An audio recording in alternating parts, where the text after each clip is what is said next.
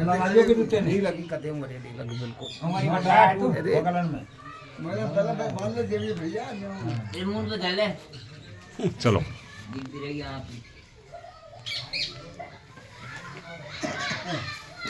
कबीर की तीसरी साख ये सब घट पूर्ण आत्मा रमता राम अमोल अनुभव से जो जान गया खत्म हुई सब पोल। अनुभव से जब ही जान सकते हैं जब हम भलाई के रास्ते पर चले, गुरु के बताए हुए मार्ग पर चले, तभी हम उसका अनुभव कर सकते हैं। कबीरदास जी ने बताया कि मनुष्य के अंदर है, लेकिन भ्रम का पर्दा, बुराई का पर्दा पड़ा हुआ है। उस बुराई के पर्दे को गुरु ही हटा सकता है।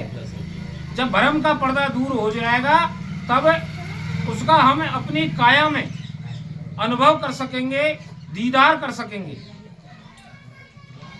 रामचरितमानस में लिखा है, ईश्वर जीव अंश अविनाशी चेतन अमल सहज सुखराशि। लेकिन मत चेतन और अमल दो शब्द आए हैं। चेतन का मतलब है चेतना आना शरीर के अंदर, अज्ञानता दूर होना।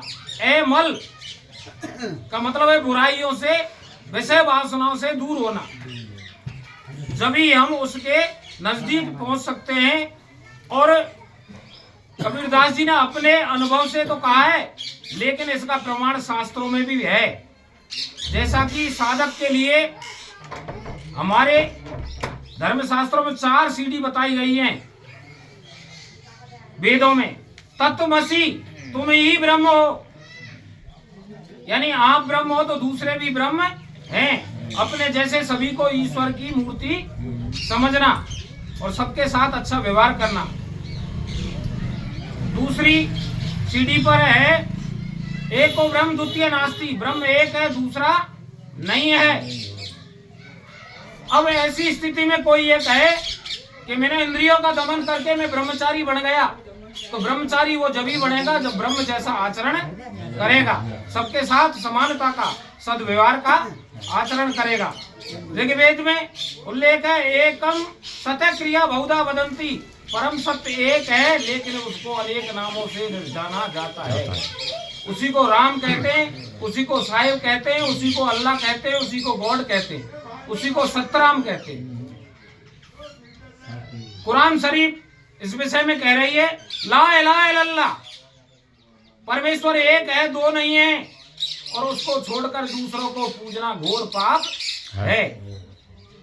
एक के भरोसे रहना चाहिए। जो अनेक चक्कर काटते फिरता है वो भटका हुआ इंसान है, उसको परेशानी आएगी। जैसे कि एक औरत एक पुरुष की नारी होकर रहती है तो सती कहलाती है। जो जिसका एक ही इष्ट होता है वही भगत कहलाता है। अनेक देवता पूजने वाला कभी भगत नहीं बनता। तीसरी सीढ़ी में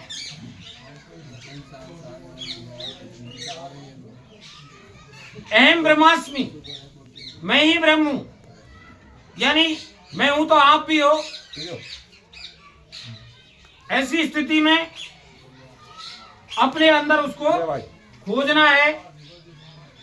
भैया तो खजान अघोर पंथ के साधु कहते हैं, यत पिंडे तत् ब्रह्मांडे, जो पिंड में है सोई ब्रह्मांड में है। और ब्रह्मांड वैज्ञानिक दृष्टि से 3 किरणों से बना हुआ है, अल्फा बीटा गामा, और उन्हीं किरणों से ये पिंड बना है। जब ये पिंड बना है तो सबका पिंड उन्हीं 3 किरणों से बना है। तो किसी जीव में कोई अंतर नहीं है, सब एक ही हैं। सबको एक ही तो प्राणवायु मिल रही है, सबको एक ही खजाने से जल मिल रहा है, एक जगह से प्रकाश मिल रहा है,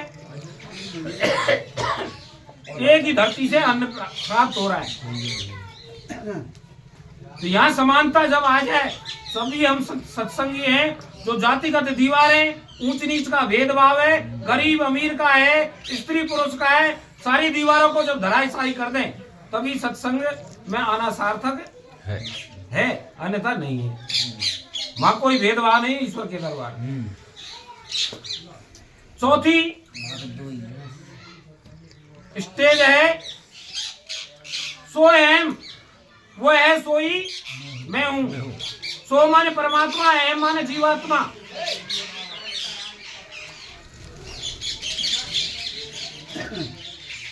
तो जैसे बीज होता है बरगद में, उसके अंदर वृक्ष छुपा हुआ है।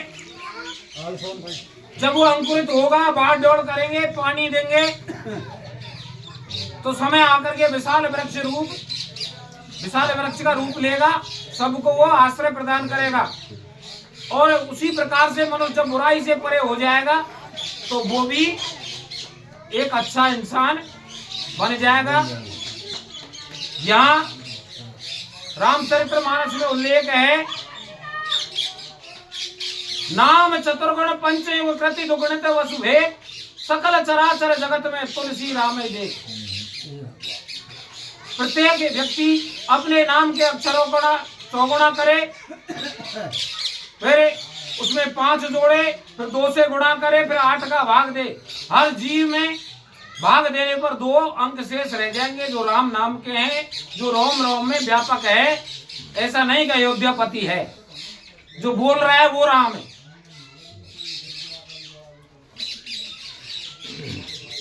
यहाँ गीता जी कह रही है, ईश्वर सर्वभूतानां हृदयेषु अर्जुन तिष्ठति, यंत्राणि रूढ़ाणि ब्राह्मण माया।